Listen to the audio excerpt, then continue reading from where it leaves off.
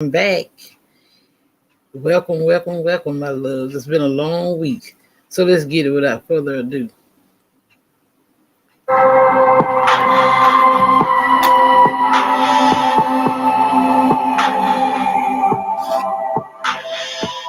A growing question within the spiritual community is how this concept of a new earth and unity consciousness relates to a new world order. So today I'm going to be covering the distinct differences between these two future timelines. The concept of a new world order is almost unavoidable while going through a spiritual awakening. This is a future timeline that has manifested where all of the world governments have been consolidated into a one government system, and that this system is also reflected through our monetary and financial systems, where all of the banking systems have become consolidated and centralized into one central banking system. Now, all of this trajectory is based off of and fueled by the lack of sovereignty that an individual has. So although it might sound like a unified government is actually reflective of a unified consciousness, not the case when it comes to the New World Order. You could look at it as the inverted form of spiritual sovereignty and of freedom and unity consciousness. It's a mockery of unity consciousness. It siphons our personal freedoms, our personal liberties, and our creative life force, while all the while availing itself to be for our own good and for our protection. So this one world government system is based on enslavement. It's the enslavement of human consciousness into a one world government where we actually have our freedoms taken away rather than given more freedoms, and rather than being in a higher state of consciousness, and rather than being in true unity consciousness. It's one that you could look at as an inverted form where it's like a singularity and in the negative form of a singularity. Whereas the popular concept of the new earth is humanity's future timeline that is genuinely and actually rooted in our spiritual sovereignty once we have evolved into the state of unity consciousness. So the new earth is the aligned version of what the new world order is reflecting in an inverted way. So we have a new earth and we have a new world order. Now, new world order doesn't inherently need to sound negative, but now it just sounds plain creepy. So within the new earth, that trajectory is based off of humanity coming into a higher state of consciousness, which is going to be reflected in the external. So it's a path of consciousness, essentially. And the new world order would represent unconsciousness. So when we are unconscious, we're going to have that reflected in the external, and that unconsciousness will be mirrored back as enslavement. Because unconsciousness is such a low frequency that in order to attain it, the only way that a manifestation would be able to reflect that is in some form of enslavement. Whereas with consciousness, if it's true higher consciousness, that's reflected in our actions, that's reflected in how we treat our environment, and how much harmony and cooperation and collaboration we're in with not only other humans, but also Mother Earth in general. So it's a conscious reflection because we take personal responsibility. Now, these two dominant timelines, the timeline of a new earth and a new world order, are not really just one timeline each. I'm referring to them as though they are one timeline each for the sake of simplicity. But just know that the new earth has several different timelines, so many, a multitude, infinite amount that you can use in order to align yourself with that new earth timeline trajectory. And then the same goes for the new world order. It's not just only one single timeline that carries that future, but it's that stream. You could look at it like a dominant stream that carries out and has several different manifestations of a degenerative and unconscious timeline. Regardless of all the many different timelines that a new world order can manifest through, they all share the same dominant feature. And that is the new world order can only come into power through the total and complete domination through the military-industrial complex. The military-industrial complex is exactly that.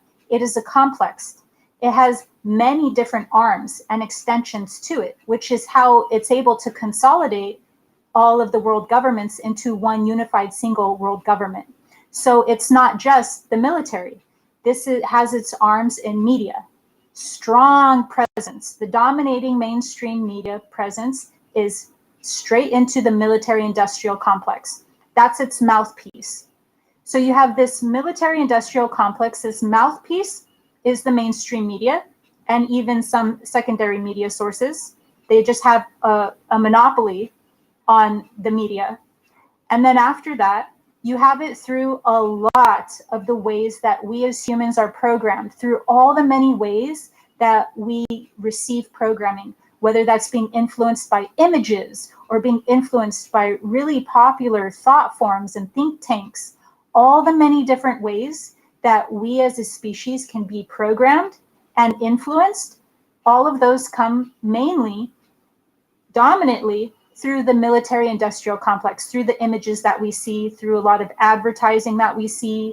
And then also, on top of that, what we have is a very strong feature of the military-industrial complex is our monetary system, natural resources, science as a whole entity, and religion, go figure. The religious cabal has its channels, its communication network through the military-industrial complex. So this complex has many different arms and extensions in every single arena and region that you can control the human's mind and therefore program and enslave them through. Now, when I say science is currently controlled by the military-industrial complex, I am not saying that science as a whole and sanctified entity is negative.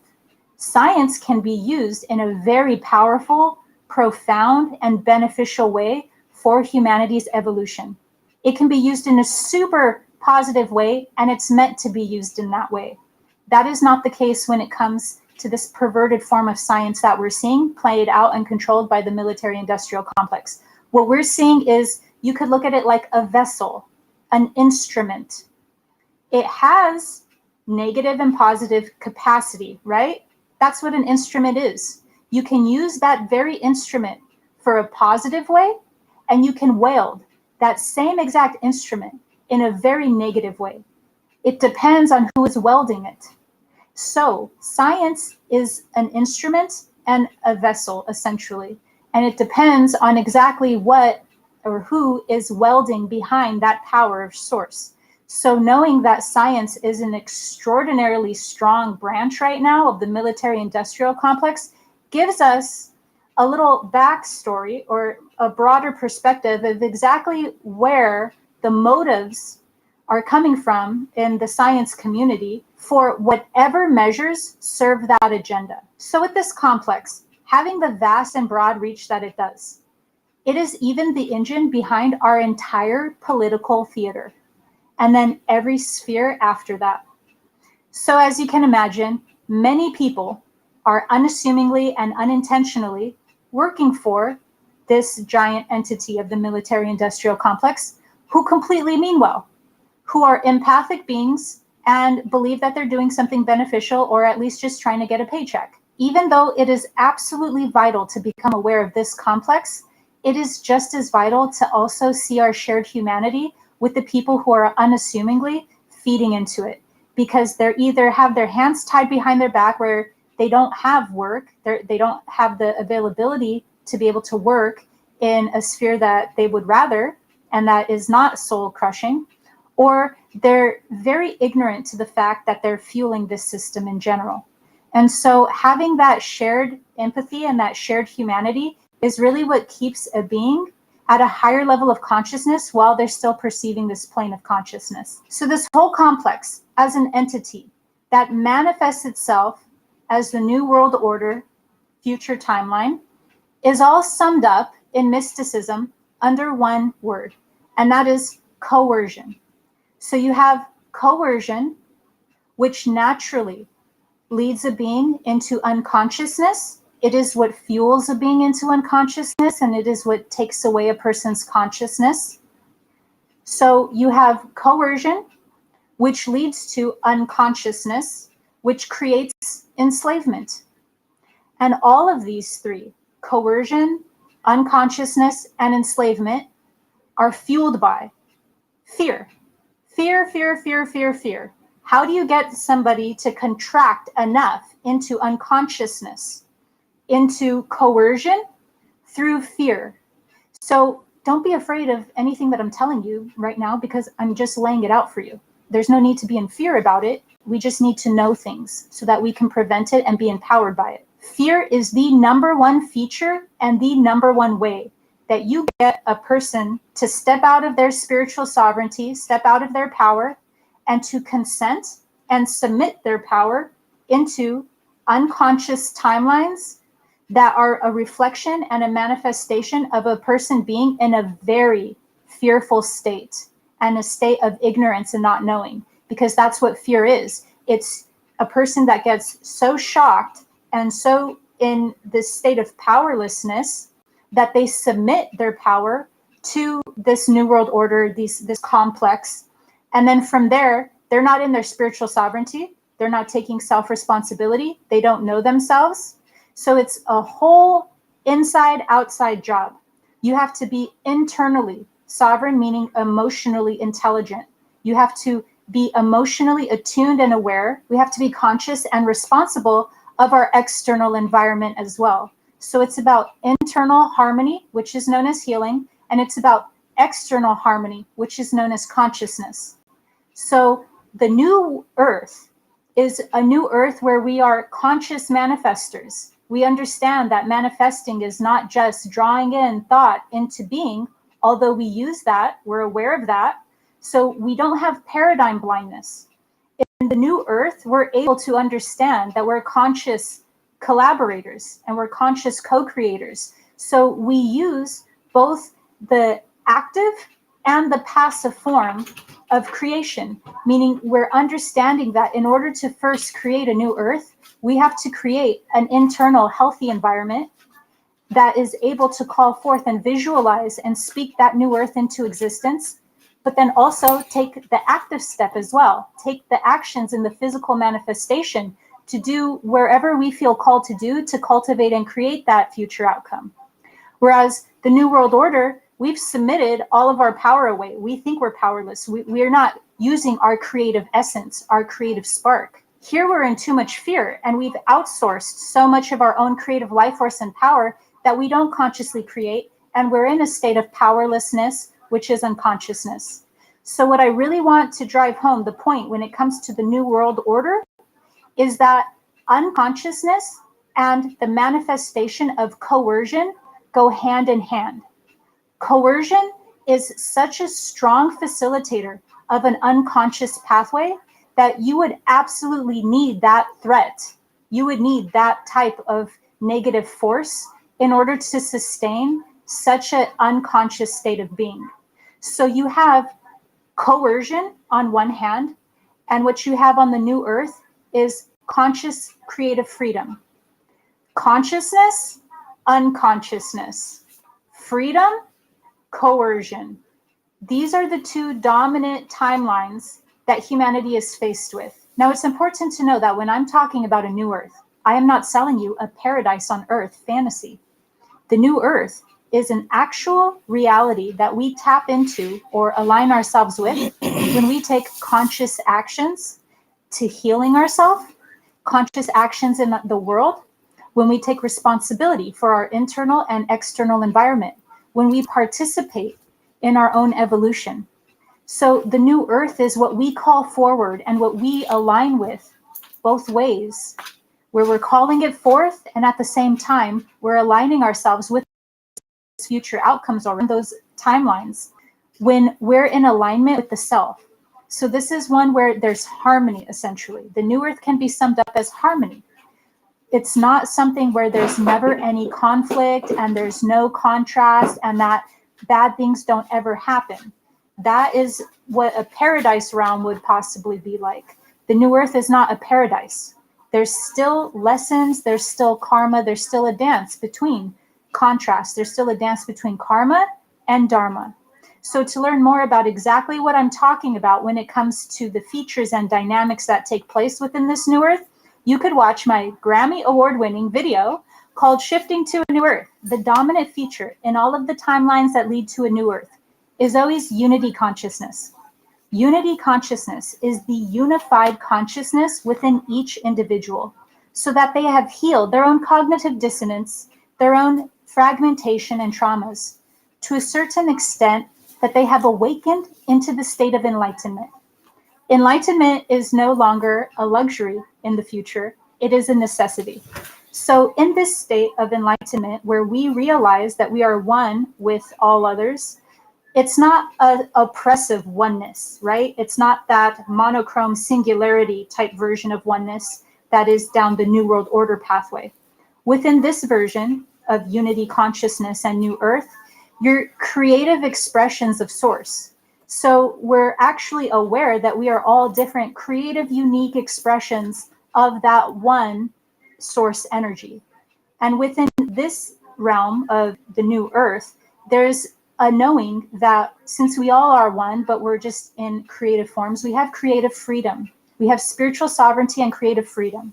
And so within this, we're also manifesting, but our manifestations are coming from a place where they're not trying to necessarily harm other people or siphon other people's power or covertly or overtly gain a strong arm on another person in order to overpower them. Okay? That's not the features down a path of the New Earth. We're consciously collaborating and we're consciously co-creating with our environment. Down a New World Order, it's all about that hierarchical structure that takes power, that siphons power, that needs to strong arm others, that needs to use coercion, that needs to use fear in order to gain power, gain dominance. So you have very aligned power, our creative life force, our creative freedom. We have an aligned form of power when it comes to the New Earth. And then we have the shadow side. We have the abuse of power and the domination and the negative qualities of power from the New World Order. So once again, you have this huge feature of power in and of itself being extraordinarily beneficial, being extraordinarily positive when we're welding it in a conscious way. And you have that same feature of it being used in a very abusive way when it comes to it being used in a negative, fearful based way. So the New Earth is not necessarily a paradise. It's just the conscious participation that we all have within our own collective experience and the harmony that we're able to exhibit with the external world because we come from the awareness of enlightenment, that we are one with our environment. So we care about Mother Earth and we're consciously creating so that all of our environment can benefit, not just us. Versus the New World Order where we don't even think we have any power. We've given so much away based on fear, based off not knowing ourselves, based off of unconsciousness, based off of fundamentalism. So it's very important coming into this, the next few years, that you yourself become aware of where you're rooted in fundamentalism. Because fundamentalism, whichever way you cut the cookie, it doesn't matter where. Fundamentalism loves fundamentalism. It doesn't matter in which direction it's pointed in. It's very aware that we become aware of where we are rooted in fundamentalism, because fundamentalism is the #1 way that you get people to start resonating strongly with fear, and then you start entraining their vibration into fear, and all of that fear contracts our consciousness and contracts our consciousness until we start resonating with the New World Order, whether we like it or not. So if a New World Order is based off of fear, then the New Earth's foundation would be based off of love.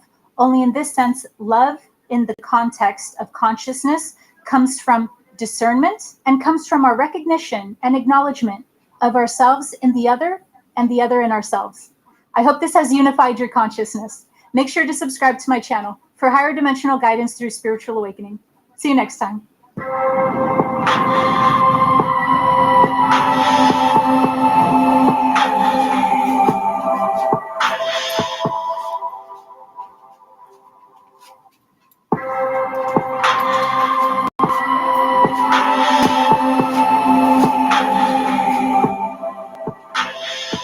Humanity goes through free will checkpoints where the public sphere and the collective is intentionally and purposely shown very disturbing imagery that is pointing to the darker elements and the darker nature of this reality. We are then unknowingly given the choice whether we will use this new information to turn a blind eye, to use our ignorance to fall deeper into unconsciousness, or whether we will align ourselves with this new worldview and then move in the direction of awakening, no matter how uncomfortable that may be, considering that it's through very disturbing and very alarming means. So today I'm going to be talking about the karmic and the metaphysical implications of what is known as natural law. Natural law, also known as universal law, is the most foundational and fundamental understanding of how this reality operates, that all awakening beings need to be aware of, because it's the foundation from which higher levels of awakening will unfold into. But if we don't have this basic groundwork understanding of this reality, then we fall into all different types of distortions that corrupt our ability to become spiritually sovereign. So natural law is the objective, universal laws that operate and run this reality, regardless of whether we agree with them or not, and regardless of where we are even aware of them or not. So natural law in a nutshell is that all beings are spiritually sovereign, fully free, and whether they know this or not, they are always using their free will in any given circumstance to either align correctly with morality or to be out of alignment with morality and in what's called wrong action. And this is the groundwork for higher levels of revelation. Whether our actions are wrong or right, or whether any given situation is bad or good, at a higher level of being is entirely debatable and even philosophical. Because at that level, we're tapped into non-duality.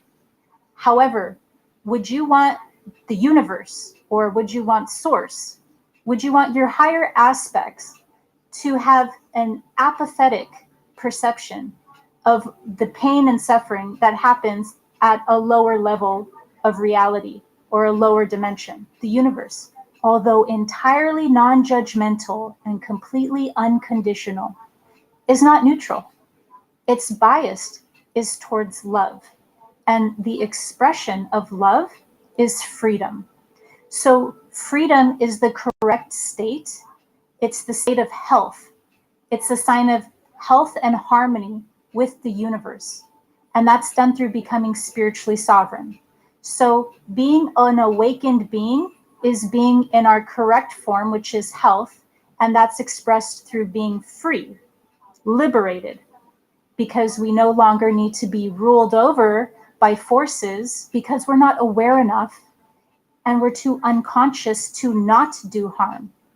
Because being unconscious naturally creates the perfect conditions for every form of suffering one could imagine, because unconsciousness is being deeply in separation consciousness. And separation consciousness is the lowest vibratory rate that a being can operate from. So it's when we're an unawakened state, unconscious, and even if we didn't want to do harm in that state, naturally we would inflict all sorts of pain. And from a universal perspective, that is not health. We don't consider unconsciousness healthy. So by the means, the objectiveness of the universal perception, a being who has come into their spiritual sovereignty enough to discern that there are harmful actions one can take and that there are